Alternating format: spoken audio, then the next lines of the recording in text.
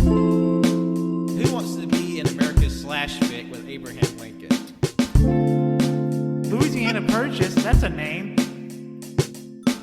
You need to really get off my balls, okay? I'm gonna kick your ass. Also, why was Michelangelo so stinky? Ew.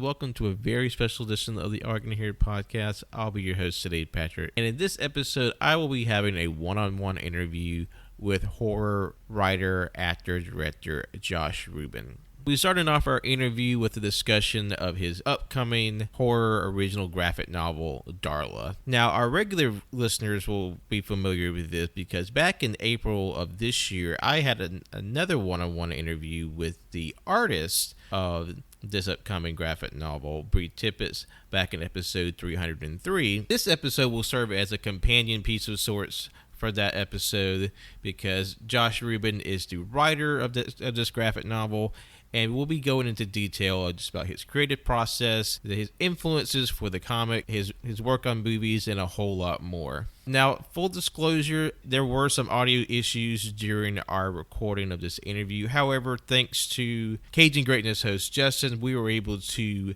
salvage the audio. Now, we understand the audio of the interview may not be up to our usual standards. However, we believe that the conversation is worth listening to. Josh is a very insightful guy. He makes a lot of good points about writing, movies, and the industry that we wanted to salvage this the best we can and present that to you today. So thank you for understanding, and here is my interview with Josh Ruben. Hello, everyone. Welcome to a very special edition of the Arguing Here podcast. I'll be your host today, Patrick, and joining me today is a very special guest. Please give a warm AYCH welcome to award-winning writer, actor, director, Josh Ruben. How are you today, Josh? I'm so good. I apologize in advance, Patrick, but it sounds like I'm making dinner for my my wife and cat, but I am. So any clinking and beeping, I apologize. No, you're quite all right. We're very off the cup at AYCH, very laid back, so I think that won't be any trouble at all. So, excellent. We'll only add character. I definitely think so. And like I said earlier, it's been a long time coming. We've been emailing back and forth for a little while now, and it's great to finally not only speak with you, but like just to sort of to put a face to like personally to like all the great body of work that you put out recently, from Scare Me, Blood Relatives, Werewolf Within, A Wounded Fawn, just like a great growing body of work. Oh, thank you so much. Yeah, just doing what I can, which of course is a bit halted right now with the writers' strike and the impending actors and directing strike. So just doing our thing, doing what I got to do in this like indie world, you know. Yeah, and I definitely to speak on that for just for a moment, I definitely appreciate you showing your support for like the writers and other creators out there who are just trying to make a living and continue to put out the things that we love, and what they're asking for isn't a lot, but to see like you and other people like you really support that movement is very encouraging to see. Oh, there's I don't have any other choice. I mean, I'm in the union myself. I'm in three guilds. Each of my unions, all three may end up striking. We'll know by I guess July 1st. But it all starts with scripts. Without scripts, without writers, we have nothing. And without those great scripts and those great shows, these CEOs who are raking in massive profits won't be profiting the way that they have been. And hopefully we can just give these writers their fair share. It's long overdue, and it's just a shame that we have to strike like this every few years. We can't just come to a fair deal and have it evolve as necessary when it needs to. So But someone brought up a really good point. It's like they said something to the effect of, we're only here and doing what we're doing today because of fights of the past and strikes and movements that came before. So this just happens to be our time now, and it is what it is. We're gonna fight like hell, and it will certainly end in an equitable deal, because that's the only choice we have to keep making full shit. Absolutely. And well, on the subject of writing, what a big part of wanting to discuss with you today is your writing component on this collaborative comic book that you have coming out very soon as a recording, and that's the horror original graphic novel DARLA. And if you would please elaborate on what the general idea of DARLA is. Sure. DARLA is kind of a HBO's Tales from the Crypt, Stephen King kind of inspired wicked little tale about an irritable small town woman who fantasizes about a politician and a monster sort of at the same time, while she reckons with the aftermath of this accident that happened to her in this factory where she previously worked. So it's a wicked little tale. It's inspired by like the likes of the Dead Zone, and as I mentioned, Tales from the Crypt. The town that she's in is very like Stephen King's Derry in my mind, maybe with a bit more comedic levity. But it's a story that I imagined first as a film, and then with the aid of my artist, Bri Tippets, who's just a total genius, who I grew acquainted with over Instagram. She was sending me some fan art of some projects I'd worked on. I was like, oh my gosh, I love your style. We were able to adapt it and turn it into a graphic novel, which is a medium I've been sort of dreaming about getting into for some time. And we actually spoke with Brianna back in April, and we had a great conversation, because like she's just it's such a generous like person when it comes to like her art and her time, and she is, yeah. And it was just really cool to see someone go from like putting their art online into like having this great opportunity. And what was it specifically about Bri's art that drew you to her work? When I say this, it's a compliment. I mean, there's something about her art that's duly like cute and gruesome. There's something like inherently spectral about it. The way that she draws, just her vision is so it's just so unique and so individual, and that's what you want in a great graphic artist and a great illustrator. You want vision, and she isn't. I know she can sort of draw in many styles. She's a storyboard artist too, and her portfolio is kind of staggering just how like versatile she is. But her individual style is it's so unique. I don't know. I thought, my God, this story is so unusual in and of itself, and the story is also sort of at risk of being bleak given the subject nature. So I thought, there's no one better. And I would definitely agree with you there, because one thing we discussed on our interview with her is that how it's very disarming how she has like this very almost storybook, like children's illustrated novel approach to her art, but then when you get a little closer, you see it like you said, that grotesquerie, that uncanniness that sort of belies like that cute surface. And from what you described in your story, like I think that's very appropriate, considering like the story is about like a disenfranchised older woman who's isolated, and she's sort of unassuming, but then there's something very dark underneath like that facade. That's exactly right. Yeah, you said it quite well. She has a kind of a children's storybook quality to her art. At least I think she leaned into it quite a bit for this one, and it aids in the contrast of the subject matter so much. I think in the storytelling in such an effective way, because it's just like it's a disturbing one, or certainly can be. And you mentioned Stephen King's Derry as like an inspiration for the story, and I wanted to say, what was sort of your other sort of inspiration, like for visuals, for tone, for story that all would feed into this story? Well, I had a visual deck for Brianna. You know, as I mentioned, I envisioned this originally as a feature film, and I just thought, wow, there's just probably very little way that it'd be a viable film in and of itself, despite that, you know, the genre community is so welcoming. They'd be like, yeah, whatever. If a story about an irritable small town woman who fantasizes about this monster, grows obsessed with a wicked politician. The director's deck had images of everything from like Melissa Leo in Prisoners, who you know, is kind of a great template for Darla, to the creepy woman in Shutter Island who, you know, is losing her hair. You know, she's at the institution and she brings her finger to her lips in that kind of creepy way when the cops are taking the tour of the facility. It was a lot of Prisoners, a lot of bit of Requiem for a Dream, mainly Ellen Burstyn's character and her, you know, sort of talking to the television. That Ellen Burstyn, Chris McDonald kind of sequence was super effective and super chilling to me. A little bit of Babadook, specifically the monster and the fantasizing of the monster.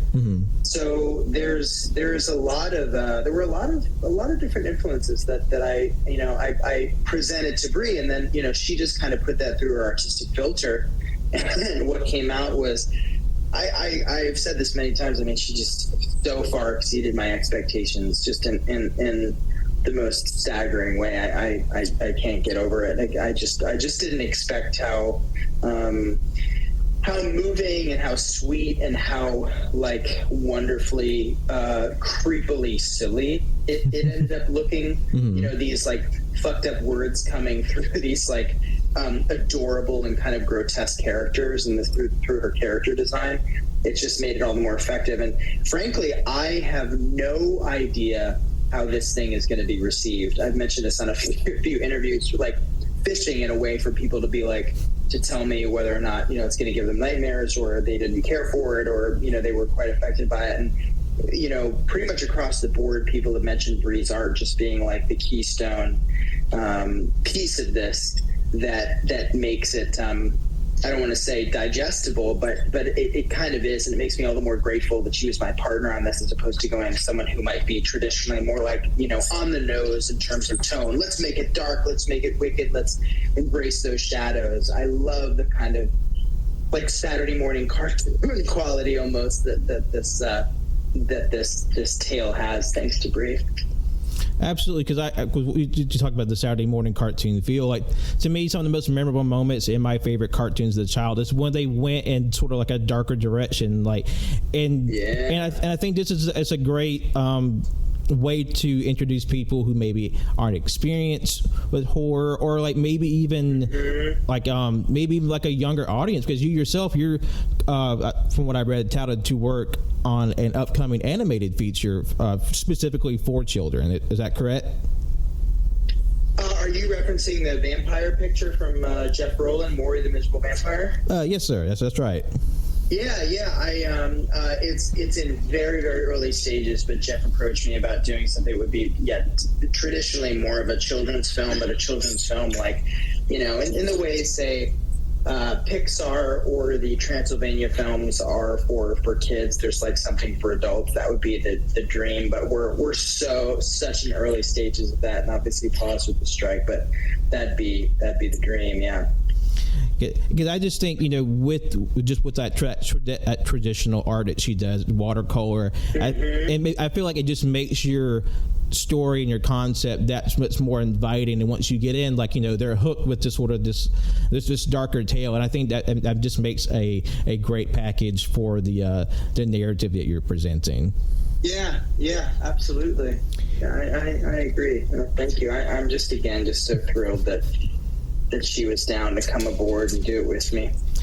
And one thing I wanted to remark on is that, just from what Bri's told me in our interview and the other interviews you've done in promotion for your story, I really do want to commend you for just the seemingly easy and open rapport that you had with Bri, and just that respect and trust you gave her to help tell your story, and especially in a world that seems more and more ready to discount artists in favor of things like you know, AI, and to have such an open respect for that. I think that's very commendable.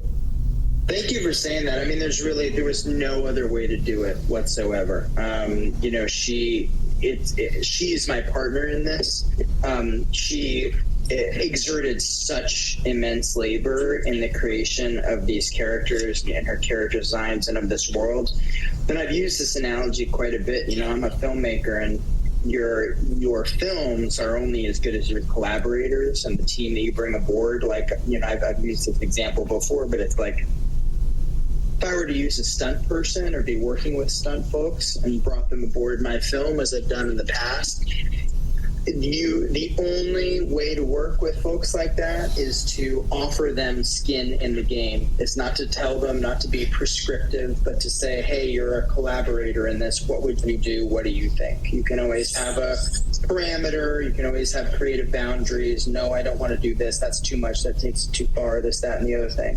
But to be able to say, hey, you know, this is our project. This isn't my like auteur thing. Not anymore. Not that you're aboard. That's the only way to do it. It's the only way to do it across, you know, many pieces in our medium, in the artistic medium, save for like painting. You know, and I'm glad you brought up the AI of it all, because, you know, sure, there's a lot you can do to create art artificially, but as someone mentioned, and they bring up such a good point, it's plagiarism software. You know, everything in AI is an element of or a piece of an artist that previously existed or had created art previously. So it's a Frankensteining in that way.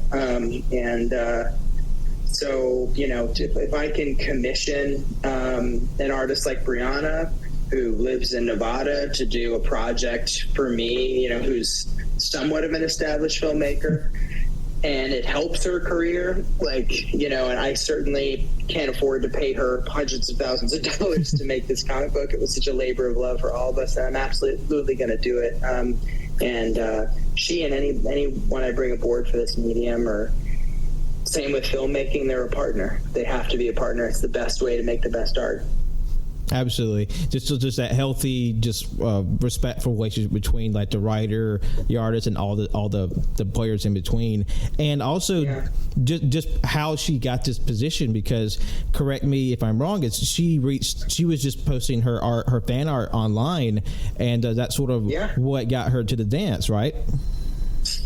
That's exactly right. I mean, she's just so smart, and it's also just a testament to like how fast things move today and what it takes to kind of be seen. You sort of have to be as bold as, you know, I was back in the day, or I tried to be anyway, as like an actor walking office to office, dropping off headshots to get an acting gig. You have to be willing to like walk around and drop stuff off or knock on the door. And today's version of that is you can get lost in it because there's such a high volume of artists creating cool art. But what I'm noticing is that great artists do still rise to the top and can be seen. And she made herself known by tagging me in the fan art for, you know, I think it was Scare Me, my first film. And I was just so blown away. We started exchanging addresses. She sent me original art. She sent me her book, Rictus. And I believe her first one's called Splitfoot. Stickers and all kinds of stuff. And I was just like, man, you know, someday if I have ever had an idea for a graphic novel, I'd love to work with this person. So just by like putting herself out there and doing her own thing, but tagging, you know, the artist to inspire the art, it's an incredible way to get your resume out there. And I encourage anyone who is doing any form of art to, you know, send and tag, like use social media to call attention to your favorite artist. You may never hear anything, but you may, you know, break through. And Bri certainly did with me. I mentioned her in Fangoria and like my, you know, new favorite horror thing section that Angel and them do over there. And, you know, that got Bri some bites in her own career. And I encourage anyone who's making art to do, you know, follow a similar path. It's brilliant. Absolutely. Because that's very encouraging to hear, because I know myself and other people online have just saying the common chorus of like how many times they were told in art school or in just high school and elementary school, like you'll never, you know, get anywhere as an artist by doing fan art. And like, to me, that seems a little counterintuitive, because like fan art is a lot of times the most direct line to an artist's passion. And even if it's, you know, drawing something that already exists, you can tell right away the interest that a person has from that versus, you know, a still life or like a pastoral image. And nothing wrong with those, of course, but it's a very clear difference between one subject to another. Yeah, I think so. I think you're right. And just changing lanes a little bit, I did want to touch on some, like I guess the tone of the book, because you mentioned before, like as dark as it is, like there's still like some levity or some disarming humor in it, and something I find very interesting, and especially in the last few years, is like there seems to be like a comedy to comedy to horror pipeline. Do you think there's anything within a comedic background that helped you specifically in making your horror work?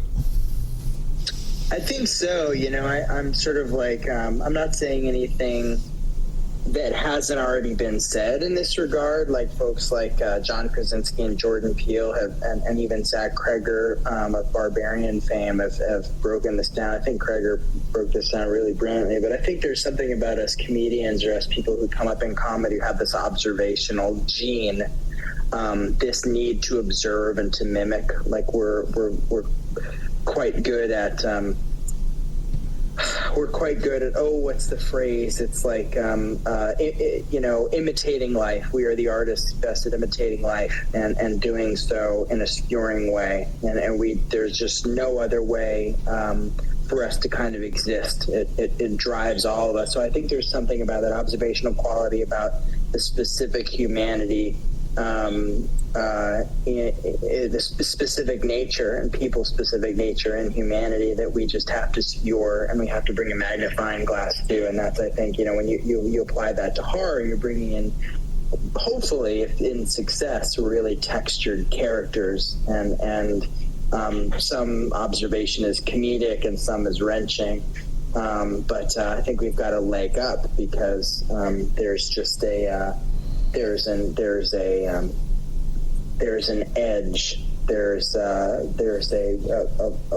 full spectrum perspective in our skewering nature that we bring to our work. I mean, you can apply a bit of genre to that. You can apply some awful force.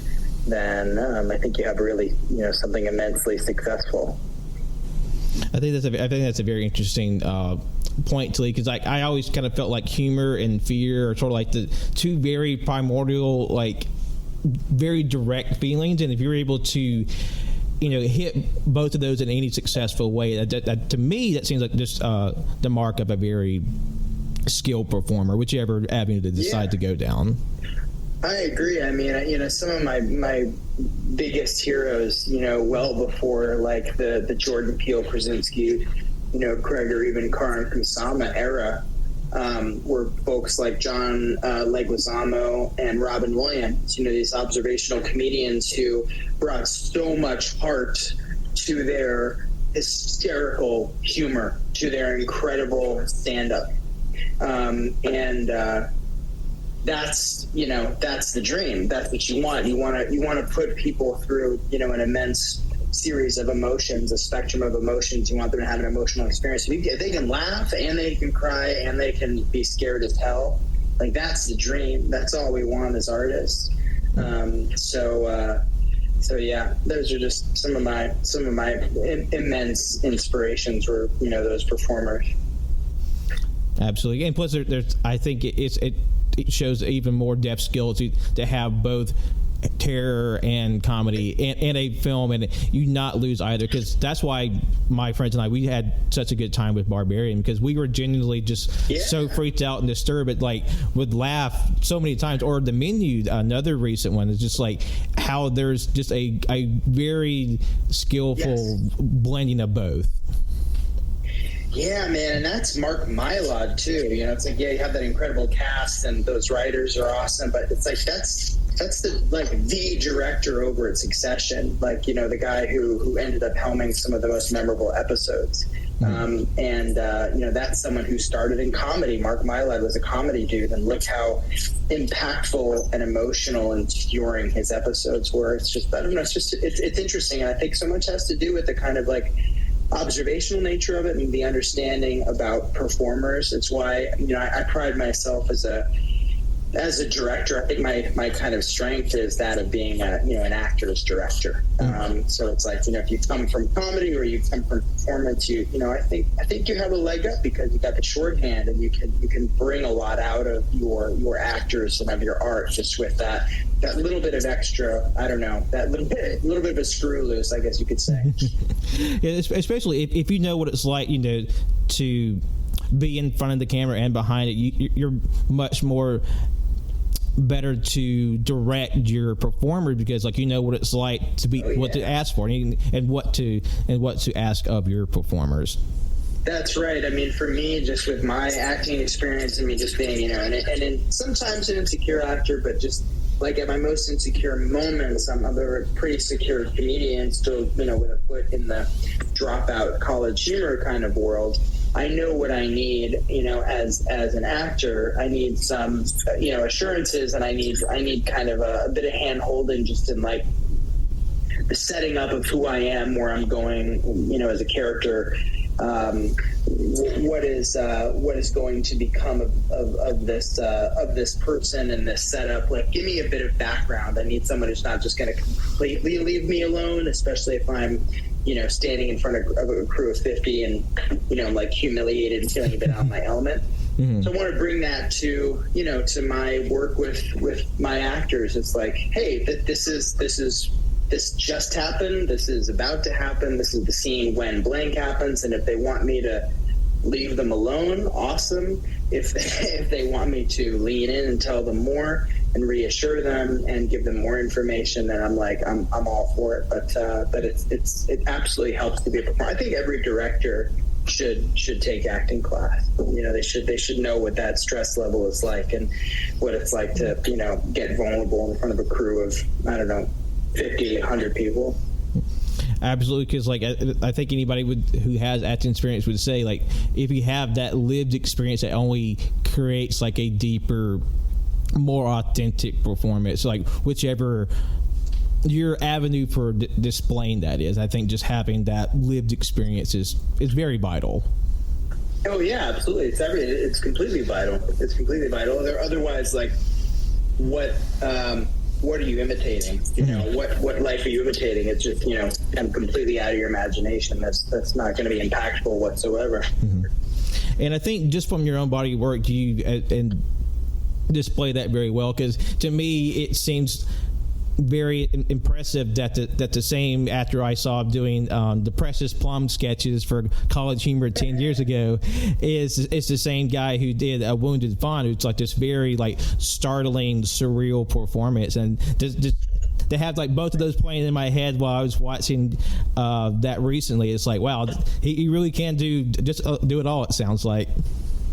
Thank you. Yeah, I appreciate that. I mean, when I got that script, director Travis Stevens basically DM'd me on Twitter and was like, are you still acting? Would you be interested in taking a look at something? I read that and I was like, oh, this is something I will be challenged to do for sure, but will also be it's that dream role for someone in my position.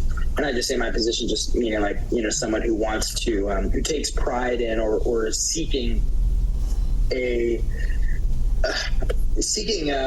category of not being able to be pinned down. I want to be, unpinnable, undefinable in a way, what's he going to do next? And that fit perfectly just in the trajectory of what I wanted to do. People aren't going to expect me to play a serial killer and really go for it.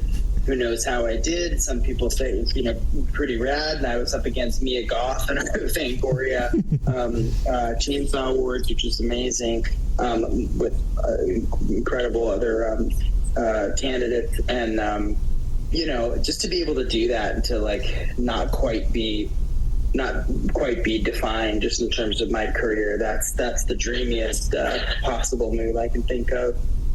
Absolutely, because I was actually going to mention, I mean, people have definitely sat up and take notice because you were nominated for Best Lead Performance at this year's Chainsaw Awards, and I would definitely would have put my vote for that, because it was a great time, and plus, like, it's a very small cast, so you really have to. Everybody has to really put their all into making this production work, and I think you and the rest of your actors succeeded very handily. Oh my gosh, thank you. I mean, yeah, I wouldn't have been able to get where I was at all without Sarah Lynn, specifically, just her being, playing opposite me and terrorizing me and everything else. It's just, that's the dream scenario, right? It's like, yeah, you can kind of peacock as an actor and scream and run and shout and be afraid and play ugly and seduce and all this stuff. But if you have a scene partner, who listens the way that Sarah does and plays the way that someone like Sarah does, then you're just like, that's the only way you can really successfully sort of get there, having someone who's just on the level. So thank you for saying that. But yeah, I couldn't have done that without having Sarah as a scene partner for the most part. Absolutely. It's like you said earlier, it is very much a team and a collaborative effort. And I would say, as we're sort of winding down today, you just considering like how big your body work is, just from writing, acting, directing, what more would you like to do? You seem to have a great time with Darla. Do we want to pursue more comic book writing in the future? Oh, absolutely. I actually will finally be able to sit down and read a little bit of Scott McCloud and figure out actually how to, write a comic from the ground up, as opposed to having this like kind of a movie idea and then maybe adapting it and working from there. Like it was such a funky way to build a graphic novel. I'm super excited to now, having learned the lessons I've learned through this process and having had such incredible educators in a sense from the publishers, my buddies at Invader Comics. I am so excited to build one from the ground up, and my gears are turning for sure. I just wish it was a more equitable institution. I feel like there are a lot of comic book writers and artists who, they can't hold their career down just doing comic books. It's a passion for all of us. So I hope that changes. I'm glad to see it coming back a little bit with hard media and everything else, but I am 1,000% thinking of other ideas because I love the medium. I always have. Absolutely. And to me, when you're working with comics, it's a lot of times the most direct line to the creators' thoughts, because you don't have to really worry about executive oversight. Oh, don't do this, pull back. Right. It's just you, your writer and your artist, and what you make together. Oh my God, yeah, bang on, Patrick. I mean, that's exactly how I had to make this comic, is because I was sort of in this holding pattern, as we are as filmmakers. Often we're waiting for the phone to ring, we're waiting for financing for a film. I've got a bunch of different film projects waiting for financing. One that was announced, a couple that were announced, including the Maury the Miserable Vampire Project, the animated thing, and Green Bank, the sci-fi thriller with Tatiana Maslany and Jasmine Savoy Brown. I'm sitting around, I'm waiting to have to be making a thing. I had been working on this independent kind of secret horror, low-budget horror thing for a moment and getting close on that before the strike. And I thought, man, a graphic novel, I could just, collaborate with my artists and just start working now in a way that, even more conveniently than if I were to just drop a bunch of money on a short film, which is expensive and can be a bit of a headache in its own right. It's let's try publishing. Let's try this medium. I'm so happy I did, and it's technically IP, that magic word in my industry. Everybody's so horny about. It's oh yeah, now you have this original property, and look, it's a pre-existing thing, and could it be a movie or could it be a series or this, that, and the other thing? I just wanted to make a thing, just like I wanted to make. Scare Me back in the day, and I just wanted to make the shorts that I did, and I try not to think about the end game for any of it. I try to just chase the art, and I'm so glad I did with this one. It is the quickest way to create, for sure, or certainly one of them. Absolutely, and comics is one of my favorite mediums. It's one of the things I sort of help me explore my own personal art direction, and it's still a great thing. And like so many other things in art, it's sorely looked down upon, but I think with people like you just creating the most varied type of stuff they can for their own sort of creative expression and fulfillment, I think I think horror comics and just comics in general are in good hands, especially with just what you do and your just open respect for all the parties involved. Oh, thank you. I try, and I'm still a student. I'm still learning, and I'm certainly educating myself on who all of the real deal players are in this industry that aren't just like, Caucasian male filmmakers like myself trying to get into it, like to start by jumping into the industry by saying, I have a story, let me find someone to help me bring it to life. It's like, let me educate myself on what came before that I need to catch up on, everything from, Godzilla and Hell to the Sculptor, and like figure out, who the artists who are today that have been working for some time that I should know. And there's a lot of them. And I'm so thrilled that it's, a category on Twitter and Blue Sky and, all over Instagram. You can follow incredible artists, and I want to work with many of them. Absolutely. To me, Twitter and Instagram, they're like my go-to places to find new art, the most interesting art, and I think you're in a great spot to find just people who are incredibly skilled and ready to work. Yeah, I think so. Well, thank you for saying that. All right, you're very welcome. And thank you for speaking with me today. I know it's a long time coming, but I had a great time talking with you. Very easy to speak with, and it's been an absolute pleasure, Josh. Me too, Patrick, and apologies to anyone listening who is like, how is this dude mildly articulate? How is this guy a filmmaker and he can barely form a sentence? I've been mildly distracted, folks, making dinner over here. So if I sound like a complete idiot, which I am. I totally am. Today it's slightly more so because I'm making delicata squash. So that's it. I've explained myself, and now I shall retire. Well, it was a great time speaking to you. I hope we can speak to you again. And nothing else, I was very much looking forward to Darla, and let everyone know where they can find Darla once it releases on the newsstands. Yeah, you can actually go to my website right now, joshsmindhouse.com, all one word, and go into the merch section, and it'll be right there. You can pre-order it, but also you can just search Darla GN Josh Ruben. It's on Westfield Comics. It's got a diamond code. You can go to invadercomics.com and find it. It's out there, and I think we got delayed from May 31st, our original release date. It's now with printing and back orders and stuff. I think early June, but you can certainly pre-order it.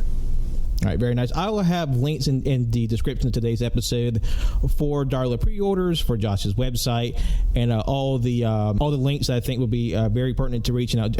Bri Tippets art, I'll have that link as well. And is there anything else before we close today that you'd like to bring to our listeners' attention? If you can donate to the community funds that are out there that will aid the writers who are on strike right now, please do so. Just look up Community Fund Writers Strike. It should come right up. Donate what you can and help the folks who are striking for fair labor and wages while CEOs rake in these ridiculous profits.